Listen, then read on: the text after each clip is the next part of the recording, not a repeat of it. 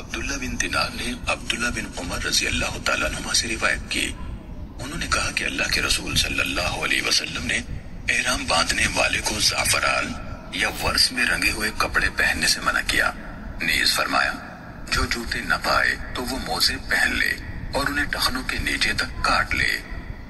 صحیح مسلم حدیث نمبر 2793۔ حضرت سالم نے اپنے والد ابن عمر رضی اللہ تعالیٰ عنہ سے روایت کی، کہا رسول اللہ صلی اللہ علیہ وسلم سے پوچھا گیا احرام باندھنے والا کیسا لباس پہنے؟ آپ صلی اللہ علیہ وسلم نے فرمایا محرم نہ قمیص پہنے، نہ امامہ، نہ ٹوپی جڑا لبادہ، نہ شلوار، نہ ایسے کپڑے پہنے جسے ورس یا زعفران لگا ہو، اور نہ موزے پہنے، مگر جسے جوتے نہ ملیں تو وہ موزے پہن لے اور انہیں اوپر سے اتنا کاٹ لے کہ وہ ٹخنوں سے نیچے ہو جائے۔ صحیح مسلم حدیث نمبر 2792۔ شعبہ نے عمر بن دینار سے یہ روایت اسی سند کے ساتھ بیان کی کہ انہوں یعنی ابن عباس رضی اللہ تعالیٰ عنہما نے رسول اللہ صلی اللہ علیہ وسلم کو عرفات میں خطبہ دیتے سنا، پھر یہی حدیث سنائی۔ صحیح مسلم حدیث نمبر 2795۔ حمام نے کہا ہمیں عطا بن ابی رباح نے صفوان بن یعلا بن امیہ سے حدیث بیان کی، انہوں نے اپنے والد یعنی یعلا بن امیہ تمیمی رضی اللہ تعالیٰ عنہ سے روایت کی، نبی اکرم صلی اللہ علیہ وسلم کے پاس ایک شخص حاضر ہوا، اس وقت آپ صلی اللہ علیہ وسلم جعرانہ کے مقام پر تھے، اس کے بدن پر جبہ تھا، اس پر زعفران والی خوشبو لگی ہوئی تھی، یا کہا زردی کا نشان تھا۔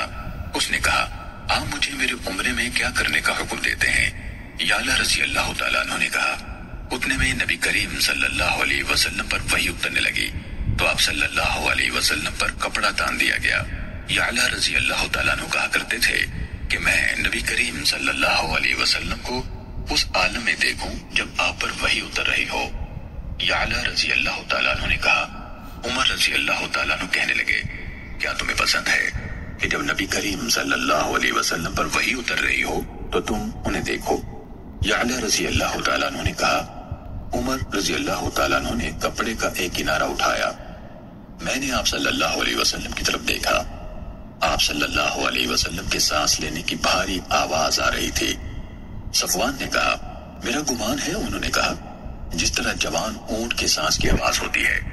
یعلا رضی اللہ تعالیٰ عنہ نے کہا جب آپ صلی اللہ علیہ وسلم کی یہ کیفیت دور ہوئی تو آپ صلی اللہ علیہ وسلم نے فرمایا عمرے کے بارے میں سوال کرنے والا کہاں ہے؟